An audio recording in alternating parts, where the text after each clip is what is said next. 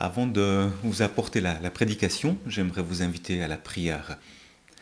Seigneur, notre Dieu, toi qui es le Dieu de la parole, cette parole par laquelle tu as créé l'univers, toi qui es le Dieu de vérité et de justice, toi qui es un Dieu de compassion et d'amour, nous reconnaissons que notre regard sur le monde, sur nous-mêmes, sur les autres, est souvent un regard étriqué, borné, un regard qui nous limite et qui te limite dans ta souveraineté et ta providence. Seigneur, élargis ce matin notre horizon. Aide-nous à dépasser ce qui s'offre à notre vue pour que nous puissions embrasser ton regard sur le monde, accepter la sagesse de tes décisions dans nos vies. Illumine notre intelligence pour saisir ta pensée et recevoir ta parole avec l'aide de ton esprit. Amen. En préambule à cette prédication qui est consacrée à la recherche de la sagesse dans la souffrance, j'aimerais lire avec vous ce verset de l'apôtre Paul qui dit « Quand j'aurai la connaissance de tous les mystères et de toute la science, s'il me manque l'amour, je ne suis rien. » Pendant cette période de confinement que nous avons traversée, nous avons pu vivre différents états psychologiques, différents états émotionnels. Et c'est pareil pour celui qui souffre, il va passer aussi dans sa souffrance par différents états émotionnels, par des hauts et par des bas. C'est le cas de Job, l'homme de la souffrance. Job, qui nous a laissé dans la Bible un livre qui porte son nom, est un homme issu de la haute société. C'est un homme de bien, un homme qui honore Dieu, qui pratique la justice. Et pourtant un jour dans sa vie tout bascule, il perd tout. Il perd ses biens, sa famille, ses amis, sa santé. Il n'a plus rien. 3 amis décident de venir chez lui pour le réconforter, pour lui témoigner de la sympathie. Mais quand ils voient l'état de souffrance qui est celui de leur ami Job, ils ne le reconnaissent même pas. Ils sont saisis de stupéfaction et la Bible nous dit qu'ils se mettent à pleurer pendant 7 jours, en tout cas pendant longtemps, et que pendant 7 jours, ils se taisent, ils n'ont aucun mot à leur bouche. Passé ce temps-là, ils en viendront à s'exprimer dans un discours que Job récusera, mais que tourneront en boucle. Job va passer par différents états émotionnels. On voit d'abord, tout au début, qu'il est centré sur lui-même, et puis qu'il n'arrive pas à accepter ce qui lui arrive. Il se met à maudire le jour où il est né. Il dit « Mais pourquoi ne suis-je pas mort dans le sein de ma mère ?» Chapitre 3, verset 11. Et puis il s'enferme dans un face-à-face avec Dieu. Il l'accuse, sans le dire, mais il l'accuse d'être l'auteur du mal qui a fondu sur lui. Les amis réagissent, ils ne peuvent plus laisser Job parler et ils partent du principe que si Dieu était satisfait de Job, eh bien il n'y aurait aucune raison pour qu'il lui fasse du mal. Donc si Job passe par une souffrance et par une situation si difficile, c'est qu'il doit y avoir quelque part un péché qui est caché dans sa vie, ou peut-être un manque de consécration. Et puis si Dieu se drape aussi longtemps dans le silence et qu'il ne fait rien pour intervenir en faveur de ce juste, de Job, eh bien c'est que peut-être Job n'est pas aussi juste que cela et qu'il attend que Job se repente. Donc ils exhortent Job à examiner sa vie, et puis ils refusent d'entendre que Job pourrait être innocent.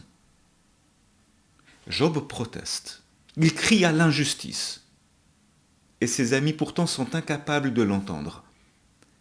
C'est comme si ça sortait du cadre de leur pensée. Alors on pourrait être prompt à critiquer les amis, mais est-ce que nous ne sommes pas souvent semblables à ces mêmes amis ? Nous sommes souvent tellement limités dans notre manière d'accompagner les personnes qui souffrent. Reconnaissons au moins que les amis de Job se sont tus, ont été simplement là pour accompagner Job pendant 7 jours sans rien dire. Qui d'entre nous est capable de cela ? Et puis, quand nous nous risquons à parler, est-ce que nos paroles sont toujours sages?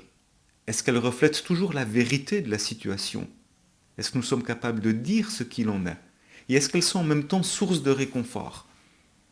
Je suis quand même frappé face à une personne qui souffre de voir combien souvent nous tombons vite d'un côté ou de l'autre. Soit nous cherchons à minimiser le mal et à faire comme si tout allait bien, comme si la personne n'allait jamais mourir, ou comme si tout était léger. Ou alors, on tombe dans l'autre extrême et nous culpabilisons la personne en imaginant que son problème vient d'une faute qu'elle a commise ou d'un manque de foi. Parfois, ça peut être vrai, mais tellement souvent, ce n'est pas cela la cause de la souffrance. Et ce qui se passe, c'est qu'à un moment donné, la personne qui souffre ne va plus écouter.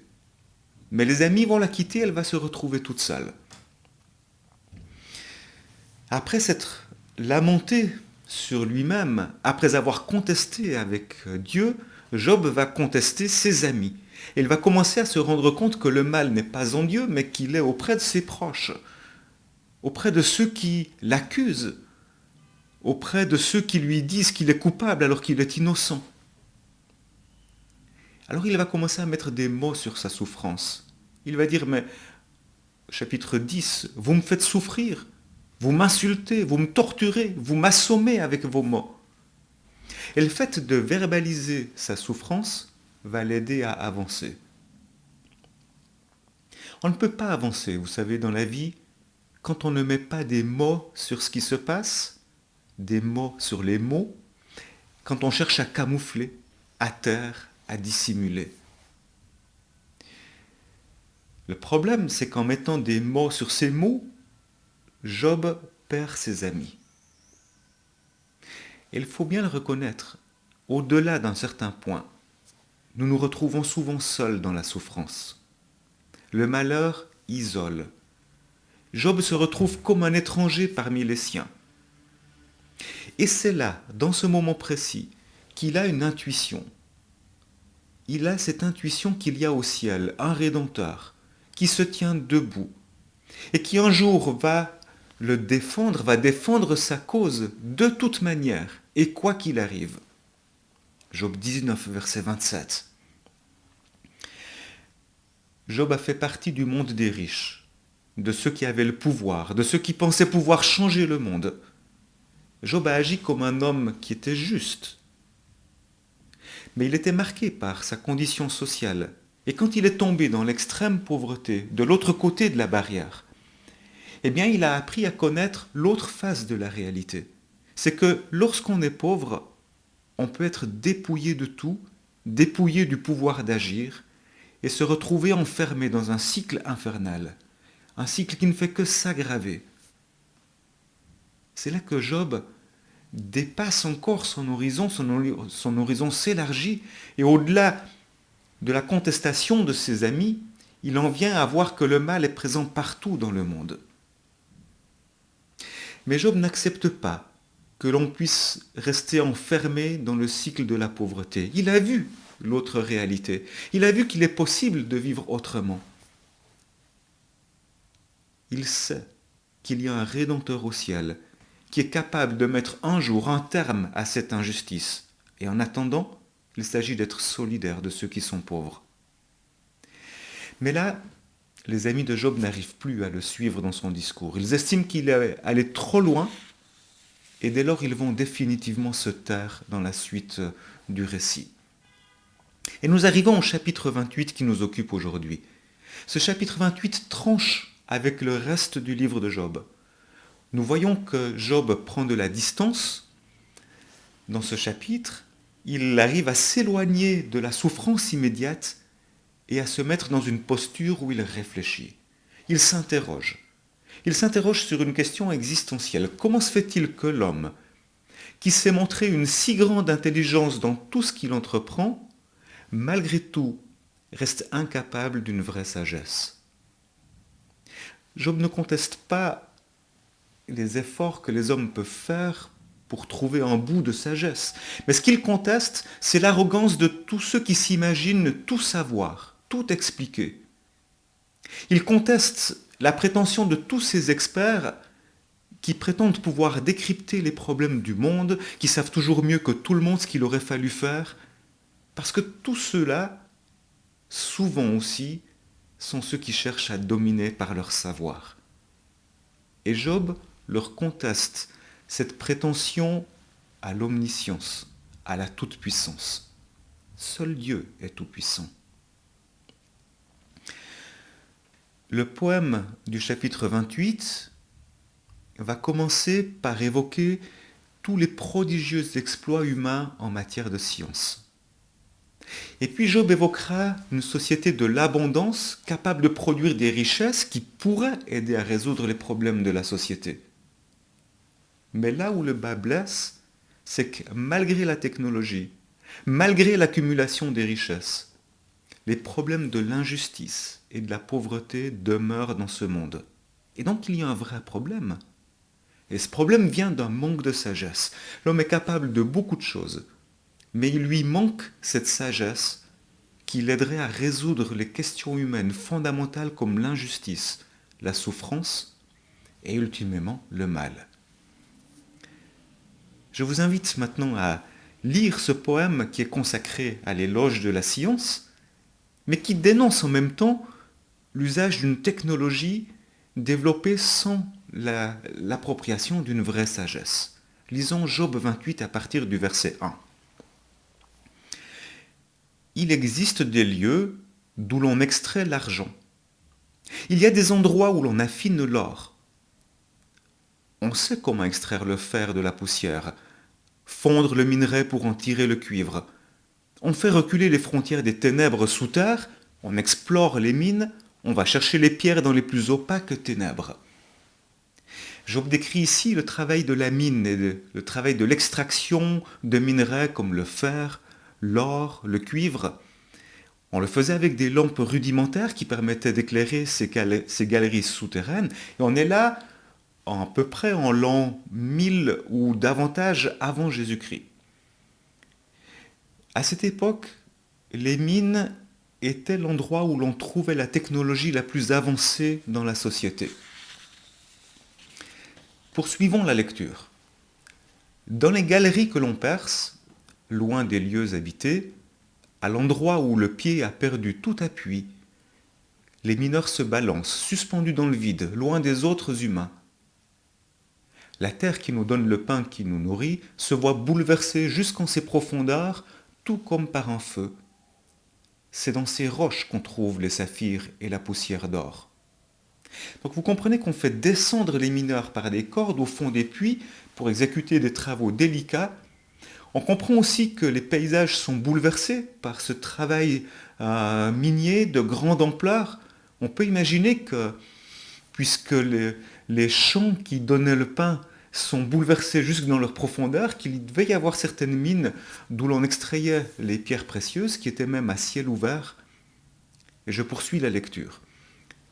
L'oiseau de proie ignore quel en est le sentier, donc le sentier jusqu'à ses profondeurs, et l'œil de l'épervier ne l'a pas repéré. Les plus fiers animaux ne l'ont jamais foulé. Le lion n'y passe pas. On s'attaque au granit, on remue les montagnes jusqu'en leur fondement. Au milieu des rochers, l'homme ouvre des tranchées. Rien de précieux n'échappe à son regard. Il arrête le cours des eaux et il amène au grand jour les richesses cachées. On voit ici que l'ingéniosité humaine est plus importante que celle des animaux. L'homme est supérieur à l'animal. Les rapaces sont mentionnés parce qu'ils ont une vue tellement perçante qu'ils seraient en principe capables de tout repérer, mais Job mentionne qu'ils ne sont pas capables de repérer ce que les hommes font dans les profondeurs de la terre. Par son savoir-faire, l'homme perce des galeries. Il colmate des fissures au fond de ces galeries qui laissent pénétrer l'eau. Et ainsi il parvient à extraire des richesses insoupçonnées du fond des lieux terrestres. Job, qui vient du monde des puissants, de ceux qui possèdent les richesses, le pouvoir, mentionne pas simplement la technologie humaine de forage des minerais, Mais il fait aussi allusion, indirectement, au fait que ces mines ne sont pas au service de tous, mais qu'elles sont d'abord là au service des rois, qui souvent même monopolisent ces mines afin de pouvoir frapper la monnaie et d'être les seuls détenteurs de ces richesses. La mine, c'est une façon de s'approprier le pouvoir. Et Job maintenant, qui est du côté des faibles, des démunis, des exclus de la société, sait bien qu'on ne pourra pas résoudre les problèmes uniquement par la richesse et par le pouvoir. Quand il décrit ici ce savoir technologique, ce n'est pas pour critiquer en soi le savoir technologique, mais c'est pour critiquer ou questionner en tout cas les choix que l'on fait avec la technologie qui est en notre pouvoir. À quoi sert toute cette technologie? Qui est-ce qui en profite? Est-ce que le fait de posséder cette technologie, ce savoir technique, va suffire à résoudre les problèmes du monde? Job sait bien que ce n'est pas le cas, puisqu'il est du côté de la barrière des exclus. Et aujourd'hui encore, on voit bien que même si beaucoup pensent que la technologie va être le sauveur de ce monde, notre monde va continuer à connaître la souffrance, la pauvreté et le mal. Et c'est pour ça que surgit au verset 12 cette question. Mais quant à la sagesse, où peut-on la trouver? Où donc l'intelligence a-t-elle sa demeure? L'homme possède un savoir et une science qui sont inégalés dans la création. Mais il y a un trésor bien plus précieux que cela, c'est celui de la sagesse. Et ce trésor-là lui demeure malgré tout inaccessible. Et c'est même tragique de savoir que l'homme peut posséder l'argent, la technologie et le pouvoir qui vont avec, mais qu'il est privé de l'essentiel, de la sagesse, qui permettrait d'utiliser ces outils et cette richesse à bon escient. Les termes de sagesse et d'intelligence qui sont utilisés ici sont à peu près synonymes. Jules Marcel Nicolle, dans son commentaire sur le livre de Job, les définit ainsi, il dit « La sagesse, c'est l'art de bien se conduire et l'intelligence consiste à user de ce discernement. » Je vous invite à poursuivre la lecture de ce chapitre 28. Job continue en disant « La sagesse, l'intelligence, l'homme ne connaît pas quelle en est la valeur, et elle est introuvable au pays des vivants.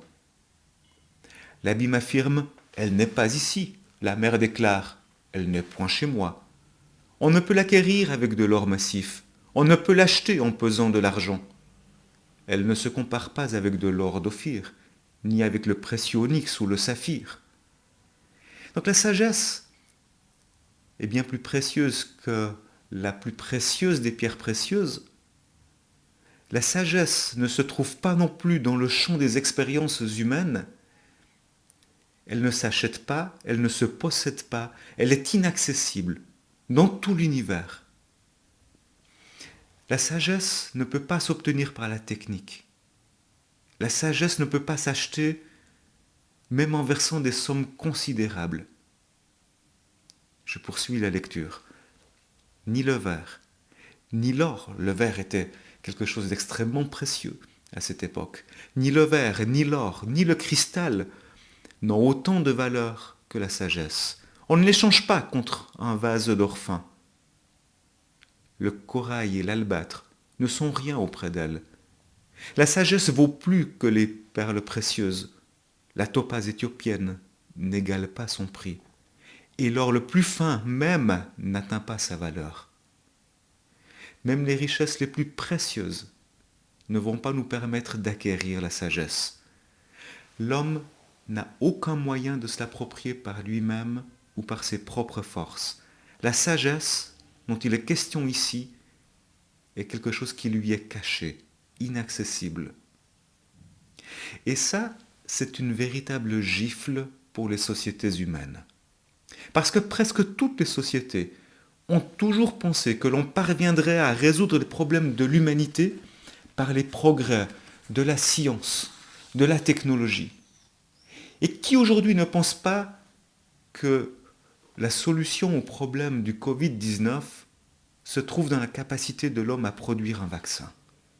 Qui n'a pas déjà pensé que la solution aux problèmes écologiques pourrait venir par les progrès apportés par la technologie et par tout ce que l'homme est capable d'imaginer? Est-ce qu'on n'a pas aujourd'hui un discours dominant qui dit que si l'on est capable de garantir la croissance, l'abondance de nos sociétés, l'éducation, l'innovation, alors on va être à même de venir à bout de tous les problèmes de notre monde, de tous ces problèmes sociaux. Et pour peu qu'on réussisse à être efficace dans l'usage de nos moyens, alors on va aussi réussir à obtenir la justice. C'est là l'illusion, même une illusion satanique. Parce que Job sait bien, d'avoir vécu dans le monde des puissants et maintenant dans le monde des exclus, que ce discours-là n'est qu'un discours partial et même partial. L'efficacité des technologies ne permet d'aucune manière d'éliminer l'injustice. Et nous avons toute l'histoire de l'humanité pour nous en convaincre. Mais alors la sagesse, d'où provient-elle? Demande Job au verset 20. Et où l'intelligence a-t-elle sa demeure? Pour la deuxième fois, Job pose cette question. Et la seule réponse possible, c'est que la sagesse vient d'ailleurs que du monde créé, vient d'ailleurs que de notre humanité pécheresse. La sagesse appartient à Dieu. Et c'est ainsi que se poursuit ce poème. La sagesse se cache aux yeux de tout être vivant. Elle se dissimule à l'œil vif des oiseaux.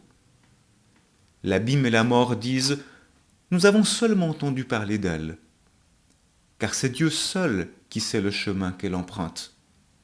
Oui, il en connaît la demeure, car son regard parcourt le monde entier et tout ce qui se passe sous le ciel. Il le voit.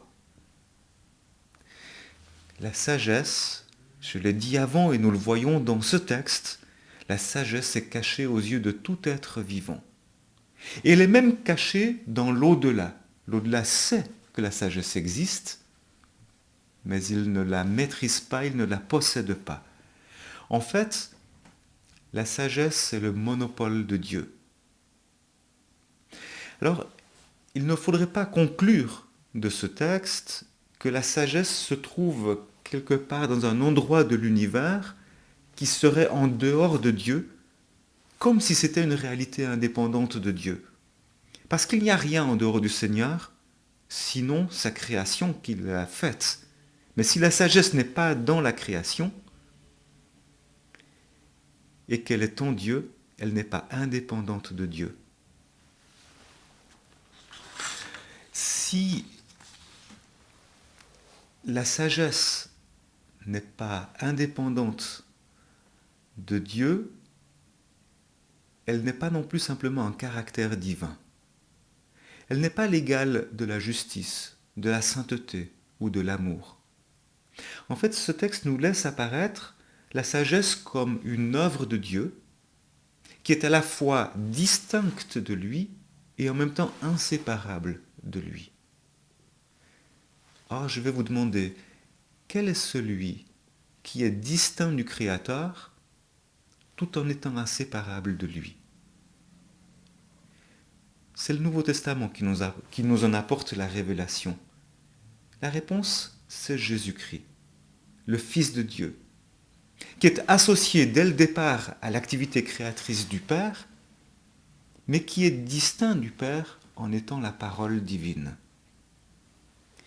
Jésus, c'est l'incarnation de la sagesse.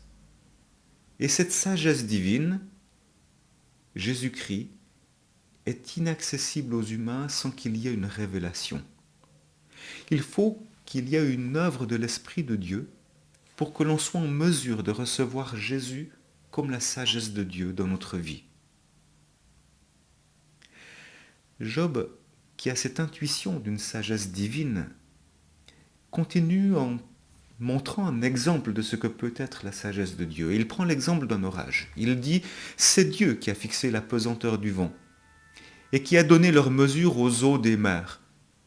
Lorsqu'il a établi une loi pour la pluie et tracé un chemin aux éclairs, au tonnerre, c'est alors qu'il l'a vue et l'a décrite. Il a établi la sagesse et l'a sondée. » La sagesse de Dieu se voit dans sa création et l'exemple de l'orage est un bel exemple. Nous avons là l'exemple de quelque chose qui dépasse complètement ce que nous pouvons maîtriser par nous-mêmes. Mais ce même texte dit que Dieu a vu la sagesse. Nous ne devons pas comprendre par là qu'il l'a vue comme une entité qui serait extérieure à lui-même. Dieu a vu la sagesse comme une valeur dont il peut librement disposer pour accomplir son projet dans le monde. Et c'est ainsi que nous arrivons maintenant à la conclusion de ce poème. Puis Dieu dit à l'homme, « La crainte du Seigneur, voilà la vraie sagesse. Se détourner du mal, voilà l'intelligence. » Cette réflexion magnifique, ces hauteurs dans lesquelles Job nous entraîne, se termine ici par une recommandation toute pratique et concrète. Comment vivre de la sagesse?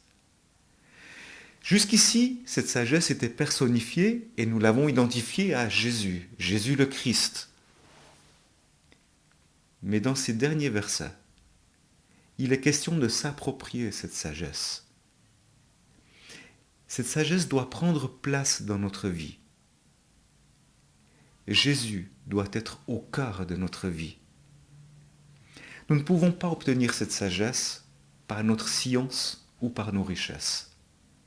Cette sagesse dépend d'une révélation et cela, c'est l'œuvre de Dieu dans notre vie.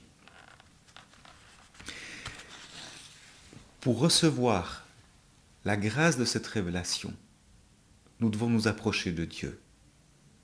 Et nous devons vivre dans la droiture. Il est intéressant de comparer cette conclusion du chapitre 28 avec le début du livre de Job. Nous lisons au verset 1 du chapitre 1 du livre de Job que Job était un homme intègre et droit, un homme qui révérait Dieu, un homme qui craignait Dieu. Il avait la crainte du Seigneur. Cela ne veut pas dire que Job était exempt de toute faute, parce qu'il n'y a que Jésus qui n'a jamais commis le moindre péché. Être intègre, ce n'est pas la perfection absolue, mais celui qui est intègre, c'est celui qui a un cœur entier pour Dieu, un cœur sans partage, quelqu'un qui aime Dieu de tout son cœur et qui va toujours mettre Dieu à la première place dans sa vie. Avoir la crainte de Dieu, du Seigneur, c'est vivre dans une attitude qui est complètement soumise à Dieu. Et c'est cela que Dieu attend pour chacun de ses enfants. Et c'est cela le commencement de la sagesse. Quant à ce qu'il est dit de la droiture, c'est le fait de se détourner du mal. C'est de s'engager dans la bonne direction. C'est de rester sur la bonne voie, la voie du Seigneur. C'est de rester dans la volonté de Dieu. Voilà la découverte de Job. C'est du fond de sa souffrance. Il y a une voie qui est juste. C'est la crainte du Seigneur. Et c'est le fait de vivre dans la droiture. Nous avons, au contraire de Job, la connaissance du Nouveau Testament. Nous avons reçu la révélation de Jésus-Christ. Et nous comprenons que la vraie sagesse, c'est de vivre en fidèle disciple de Jésus-Christ. C'est d'accepter de porter la croix de Jésus-Christ. Parce que le disciple n'est jamais plus grand que son maître. Si nous devions résumer le chapitre 28 du livre de Job, nous pourrions dire que quand on retire à l'homme le succès, la richesse, le pouvoir, ce qui est le cas pour Job, qui a tout perdu, ces choses-là. Il y a une chose qui se révèle plus importante que tout cela, c'est la sagesse. Et la sagesse divine, c'est de vivre dans l'amour de Dieu. Et c'est de témoigner de cet amour à notre prochain. Voilà la sagesse. Quand Paul dit « Quand j'aurai la connaissance de tous les mystères et de toute la science, s'il me manque l'amour, je ne suis rien. » Eh bien, Paul ne dit rien d'autre que ce que nous venons d'évoquer. C'est en nous approchant de Dieu que l'on va s'éloigner du mal et que l'on va trouver la vraie intelligence. Alors, en conclusion, pourquoi certains prospèrent-ils et pourquoi d'autres doivent-ils passer par la souffrance? On ne le sait pas. Cela reste un mystère. Parce que notre connaissance est parcellaire et parce que nous n'avons pas la perspective du Dieu Tout-Puissant qui arrive à tout embrasser de son regard. La Bible ne répond pas à tous nos pourquoi, mais elle nous montre un chemin, le chemin de la sagesse, un chemin qui nous est accessible par l'Esprit de Dieu. Cet Esprit qui nous permet de nous approprier la sagesse de Jésus-Christ, qui nous permet d'être unis à Jésus-Christ et de marcher dans son chemin en étant de fidèles serviteurs. Que Dieu nous fasse la grâce de suivre Jésus, la sagesse, qui nous montre le chemin de Dieu le Père. Amen.